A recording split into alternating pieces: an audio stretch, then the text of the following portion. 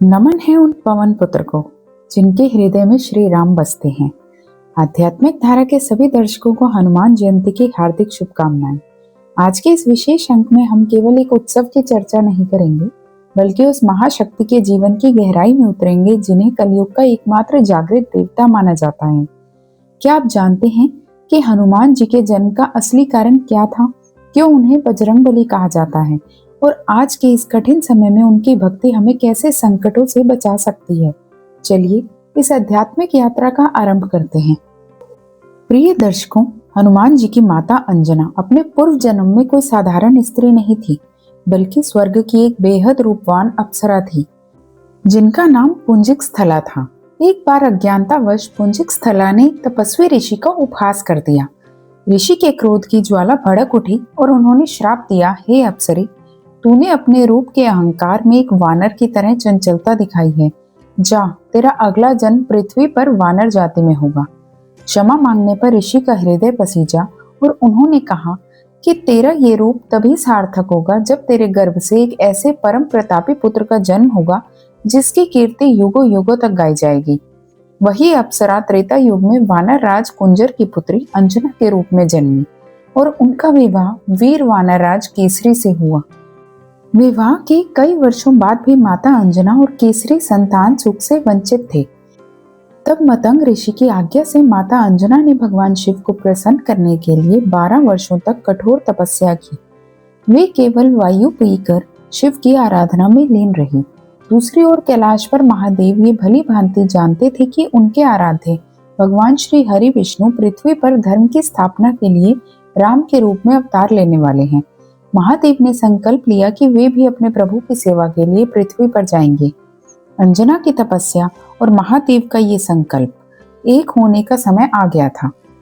महादेव ने अपने 11वें रुद्र के रूप में जन्म लेने का निश्चय किया। अब ध्यान से सुनिए, क्योंकि यहाँ ब्रह्मांड की सबसे बड़ी लीला रची जा रही थी। एक तरफ अंजना शिव की तपस्या में थी और ठीक उसी समय अयोध्या में महाराज दशरथ संतान प्राप्ति के लिए पुत्र कामेष्टि यज्ञ कर रहे थे। अग्निदेव ने दशरथ जी को जो दिव्य खीर दी थी, जब वो तीनों रानियों में बांटी जा रही थी, तभी एक चील झपट्टा मारकर माता कैकेयी के हिस्से की थोड़ी सी खीर अपने पंजों में दबाकर आकाश में उड़ गई। यही वो क्षण था जब शिव की ऊर्जा, विष्णु का प्रसाद और वायुदेव का हस्तक्षेप एक साथ जुड़ने वाले थे। वो पक्षी उड़ते हुए ठीक अंजनाद्रि पर्वत के ऊपर से गुजरा। जैसे ही खीर उसके पंजों से छूटी, भगवान शिव के आदेश पर पवन देव ने उस दिव्य अंश को वायु के वेग से संभाला और उसे सीधा माता अंजना की खुली हथेलियों में रख दिया। माता अंजना ने इसे शिव का प्रसाद मानकर ग्रहण कर लिया और इसी दिव्य प्रसाद से भगवान शिव का तेज माता अंजना के गर्भ में स्थापित हुआ। इसी कारण हनुमान जी को पवन पुत्र और शंकर सुवन दोनों कहा जाता है। और फिर वो पावन दिन आ ही गया। चैत्र मास के शुक्ल पक्ष की पूर्णिमा के दिन मंगलवार को चित्रा नक्षत्र में एक ऐसी महाशक्ति का जन्म हुआ जिसके तेज से 10 दिशाएं प्रकाशित हो उठी। कंचन बरन विराज सुवेसा, कानन कुंडल कुंचित केसा। जन्म लेते ही ये बालक सामान्य नहीं था। उनके शरीर से करोड़ों सूर्यों के समान तेज निकल रहा था। कानों में स्वर्ण कुंडल झिलमिला रहे थे।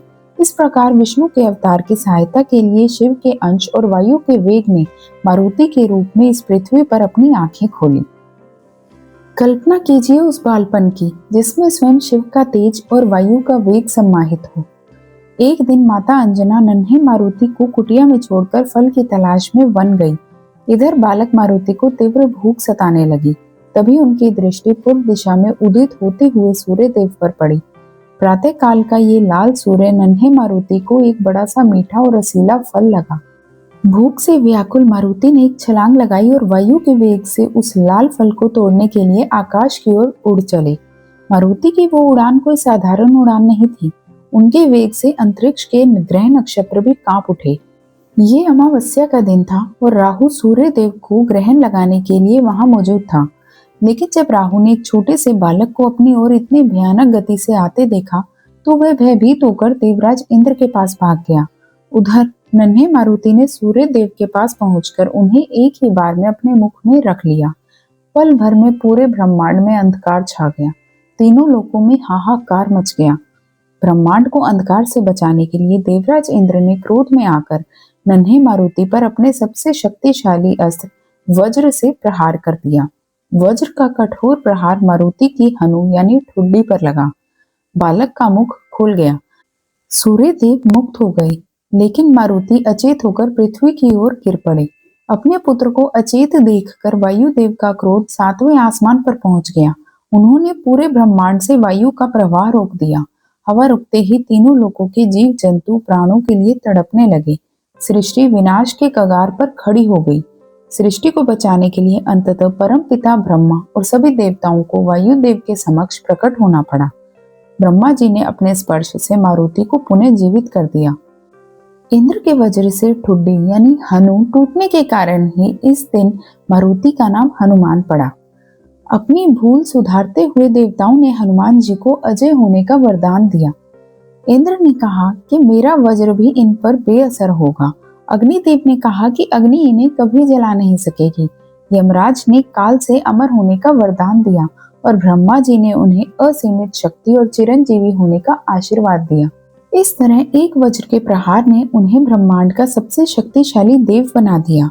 शक्तियां तो असीमित मिल गई, लेकिन बिना ज्ञान के शक्ति दिशाहीन होती है। माता अंजना ने हनुमान जी से कहा कि तुम्हें एक गुरु की आवश्यकता है। हनुमान जी ने कहा, जो इस पूरे ब्रह्मांड को प्रकाशित करता है, जो सब कुछ देखता है, मैं उन्हीं सूर्य देव को अपना गुरु बनाऊंगा। हनुमान जी सूर्य देव के पास पहुंचे और शिक्षा देने की प्रार्थना की। सूर्य देव ने कहा, हे पवन पुत्र, मैं एक क्षण के लिए भी नहीं रुक सकता। मेरा रथ निरंतर चलता रहता है। ऐसे में मैं तुम्हें शिक्षा कैसे दे पाऊंगा। तब हनुमान जी ने जो किया वो पूरे ब्रह्मांड के लिए एक मिसाल बन गया। हनुमान जी ने सूर्य देव के रथ के ठीक सामने उनके रथ की गति के समान ही गति से हवा में उल्टे उड़ना शुरू कर दिया।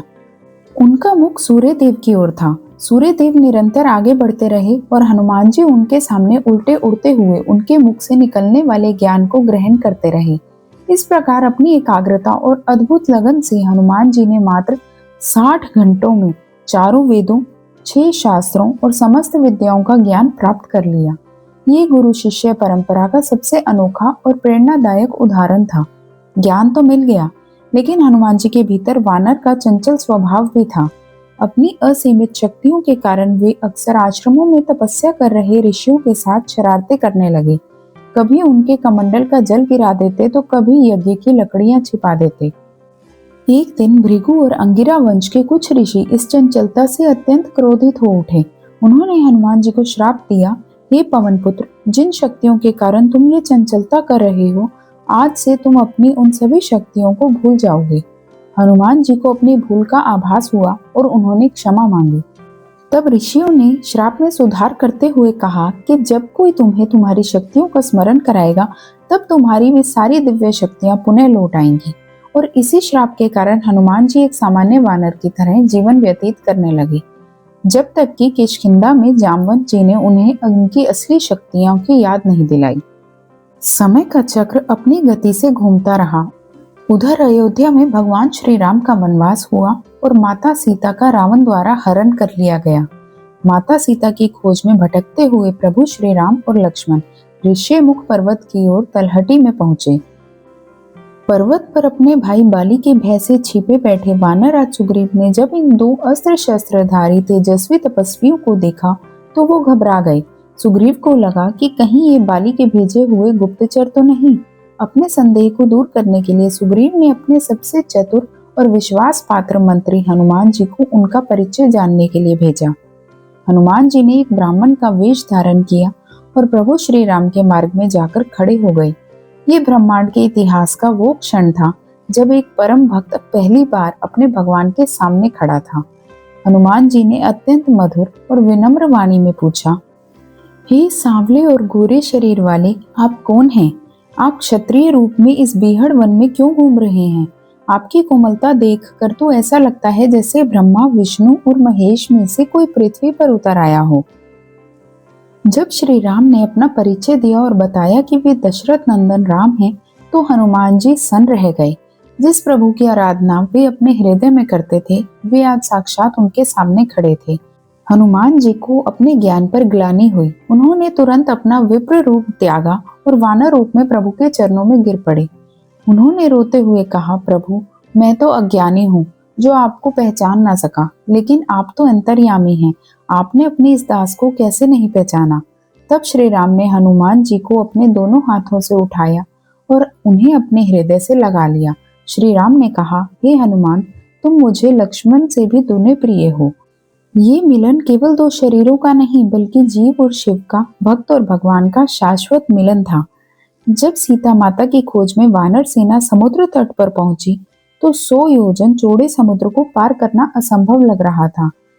तब जामवंत जी ने हनुमान जी को उनके बचपन की शक्तियों का स्मरण कराया। जय श्री राम के जय घोष के साथ हनुमान जी ने जो छलांग लगाई, उससे महेंद्र पर्वत भी पाताल में धंस गया। रास्ते में देवताओं ने उनकी बुद्धि की परीक्षा लेने के लिए सुरसा नाम की नाग माता को भेजा। सुरसा ने हनुमान जी को खाने के लिए अपना मुख योजन भर बड़ा कर लिया। हनुमान जी ने अपनी शक्ति नहीं, बल्कि बुद्धि का प्रयोग किया। उन्होंने अपना रूप एक मच्छर के समान छोटा किया, सुरसा के मुख में गए और बाहर आ गए। सुरसा ने प्रसन्न होकर उन्हें राम काज में सफल होने का आशीर्वाद दिया। लंका पहुंचकर हनुमान जी ने माता सीता को प्रभु की मुद्रिका अंगूठी दी और फिर लंका वासियों को अपनी शक्ति का परिचय कराने के लिए अशोक वाटिका उजाड़ दी। रावण के पुत्र अक्षय कुमार का वध करने के बाद जब मेघनाथ ने ब्रह्मास्त्र का प्रयोग किया, तो हनुमान जी ने उस अस्त्र का सम्मान करते हुए स्वयं को बंद जाने दिया। रावण के दरबार में पहुंचकर हनुमान जी ने उसे चेतावनी दी, लेकिन अहंकार में अंधे रावण ने उनकी एक ना सुनी। रावण ने उपहास करते हुए कहा, बंदर को अपनी पूंछ से बड़ा प्यार होता है, इसकी पूंछ में आग लगा दो। रावण ये भूल गया था कि ये आग केवल एक वानर की पूंछ में नहीं, बल्कि अपने ही विनाश की नींव में लगा रहा था। जैसे ही पूंछ में आग लगी, हनुमान जी ने अपना विराट रूप धारण कर लिया। उन्होंने एक ही झटके में सारे बंधन तोड़ दिए। वे लंका के स्वर्ण महलों पर चढ़ गए और एक छलांग में महल दर महल आग लगाना शुरू कर दिया।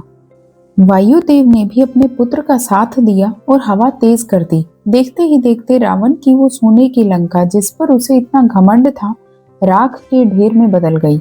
लंका दहन केवल एक नगर का जलना नहीं था, वो रावण की अजय होने के अहंकार का दहन था।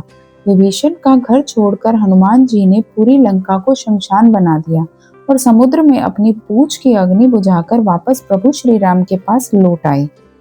मित्रों, अक्सर हम हनुमान जी को केवल बल और गदा के प्रतीक के रूप में देखते हैं, लेकिन उनका सबसे बड़ा अस्त्र उनकी बुद्धि है। तुलसीदास जी ने उन्हें ज्ञानियों में सबसे आगे कहा है। जब सुरसा ने रास्ता रोका, तो उन्होंने अपनी शक्ति से उसे नहीं मारा, बल्कि बुद्धि से अत्यंत सूक्ष्म रूप धरकर उसके मुख से बाहर आ गए। हनुमान जी जैसा शक्तिशाली इस ब्रह्मांड में कोई नहीं। वे चाहते तो लंका विजय का पूरा श्रेय खुद ले सकते थे, लेकिन जब श्री राम ने पूछा कि तुमने इतनी बड़ी लंका कैसे जलाई, तो हनुमान जी ने कहा, प्रभु, ये सब आपके प्रताप से हुआ, इसमें मेरा कोई प्रताप नहीं है। सफलता और शक्ति मिलने पर मनुष्य में अहंकार आना स्वाभाविक है, लेकिन हनुमान जी सिखाते हैं कि आप जितने ऊंचे उठें, उतने ही जमीन से जुड़े रहें। क्या आप जानते हैं कि हनुमान जी एक बेहतरीन काउंसलर और डिप्लोमेट भी थे? जब वे पहली बार माता सीता से मिले, तो माता को उन पर वानर होने के कारण संदेह हुआ। तब हनुमान जी ने सीधे बात ना करके पेड़ों के पीछे छिपकर श्री राम की कथा सुनाई, जिससे माता का विश्वास जीता जा सके। विभीषण को राम जी की तरफ लाना हो या रावण को धर्म का पाठ पढ़ाना हो, उनकी वाणी हमेशा अचूक रही। सही समय पर सही शब्दों का चुनाव ही आपको जीवन में एक सफल व्यक्ति बनाता है। जब हनुमान जी समुद्र लांघ रहे थे, तब मैनाक पर्वत ने समुद्र से उठकर उनसे कहा, हे पवन पुत्र, थोड़ी देर मेरे ऊपर विश्राम कर लो। हनुमान जी ने पर्वत को केवल छू लिया और कहा, राम काज किन्हे बिन मोहि कहाँ विश्राम। जब तक आपका लक्ष्य पूरा ना हो जाए, तब तक रास्ते में किसी भी प्रलोभन या आराम के आगे झुकना नहीं चाहिए। हनुमान जी परम ब्रह्मचारी हैं। उनका अपनी इंद्रियों, अपने मन और अपने विचारों पर पूर्ण नियंत्रण है। लंका के रंग महल में रावण की रानियों को देखने के बाद भी उनका मन विचलित नहीं हुआ। ये उनकी मानसिक दृढ़ता का प्रमाण है। जिस व्यक्ति का अपने मन और इच्छाओं पर नियंत्रण है, वो दुनिया की किसी भी परिस्थिति में विचलित नहीं हो सकता। अब हम उस रहस्य की ओर बढ़ रहे हैं जो आज भी विज्ञान और तर्क की सीमाओं से परे है। क्या हनुमान जी आज भी इस पृथ्वी पर जीवित हैं? उत्तर है हाँ, 100% हाँ। जब हनुमान जी ने माता सीता को प्रभु राम का संदेश सुनाया, तब माता सीता ने अत्यंत प्रसन्न होकर उन्हें ये वरदान दिया था, अजर अमर गुण निधि सुत हो, करहु बहुत रघुनायक छोहु। यानी हे पुत्र, तुम अजर और अमर हो जाओ।